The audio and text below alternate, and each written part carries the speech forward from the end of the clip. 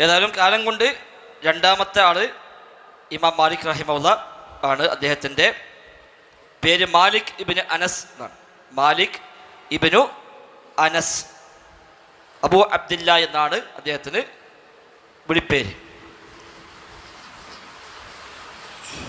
അബൂ അബ്ദില്ല മാലിക് ഇബ്നു അനസ്.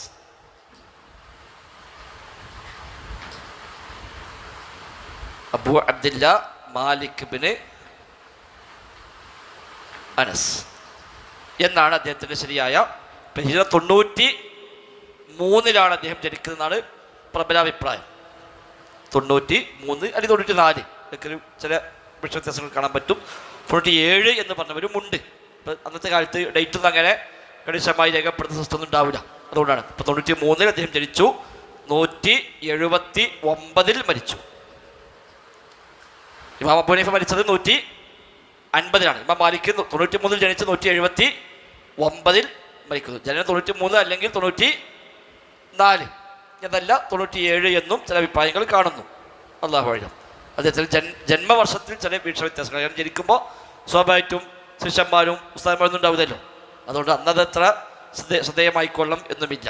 അപ്പം അദ്ദേഹം 93 ജനിച്ച് 179 മരിക്കുന്നു. ഇമാം അബൂ ഹനീഫ റഹിമഹുല്ല 79 ജനിച്ച് 150 മരിക്കുന്നു. 79 ജനിച്ച് 150 ഇമാം അബൂ ഹനീഫ റഹിമഹുല്ല മരിച്ചത്. ഇമാം ഷാഫി 150 ജനിച്ചത്. 204 മരിച്ചു. 150 ജനിച്ചു. 204 ഇമാം ഷാഫി റഹിമഹുല്ല മരിച്ചു. ഇമാം അഹമ്മദ് 241 മരണം. 179 തോന്നണേ ജനനം, ഉറപ്പില്ല. 241 ഇമാം അഹമ്മദിൻ്റെ മരണവർഷം. അപ്പം ഇതാണ് അവരുടെ ഒരു കാലഘട്ടം. 4 പേരുടെയും ഒരു കാലഘട്ടം ഇതാണ്. അപ്പം ഈ ഒരു ഇത് ഇവിടെ അങ്ങോട്ട് 150 അബൂ ഹനീഫ ഇമാം റഹിമഹുല്ല മരിച്ചത്.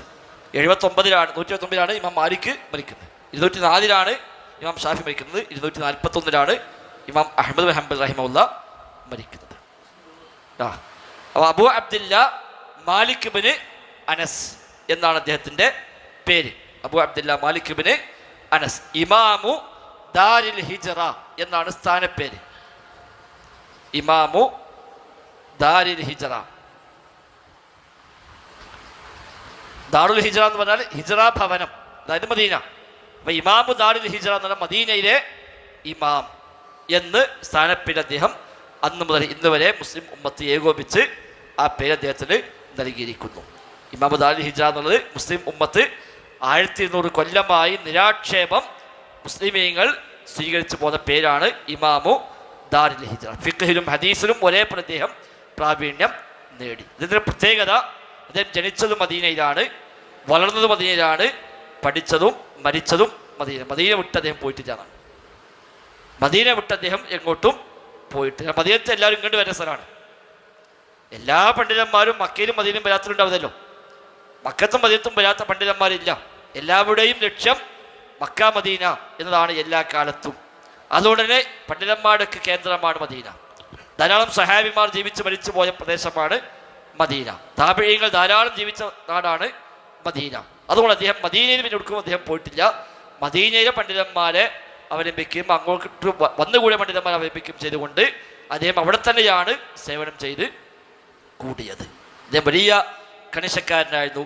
ഹദീസിനെ കാര്യത്തിൽ പ്രത്യേകിച്ചും അദ്ദേഹം വലിയ കാർക്കശ്യം പുലർത്തിയിരുന്നു ഇമാം മാലിക് റഹിമഹുല്ലാ എന്ന് കാണാൻ കഴിയും. ഹദീസ് വന്നാൽ പിന്നെ അതിന് അദ്ദേഹം ഒരു വർത്തനം പറയാൻ സമ്മതിക്കില്ല. ഹദീസ് പറഞ്ഞു, നബി പറഞ്ഞു എന്ന് പറഞ്ഞിട്ട് പിന്നെ തിരിച്ചു ചോദിച്ചാൽ അദ്ദേഹത്തിന് അതിനത് ഉൾക്കൊള്ളാൻ പോലും കഴിയുമായിരുന്നില്ല. ഇമാം മാലിക് ഫത്വ ചോദിക്കുന്നുണ്ട്. അപ്പം അദ്ദേഹം നബിയുടെ ഹദീസ് കൊടുത്തു, നബി ഈ വിശദങ്ങൾ പഠിപ്പിച്ചിട്ടുണ്ട്. അപ്പം ഇയാൾ ചോദിച്ചു, നിങ്ങൾക്ക് എൻ്റെ അഭിപ്രായം അത് തന്നെയാണോ ചോദിച്ചു. ഈ വിശദത്തിൽ ഹദീസ് പറഞ്ഞെടുത്തപ്പോൾ ഹദീസ് ശരി, നിങ്ങളുടെ അഭിപ്രായം അത് തന്നെയാണോ?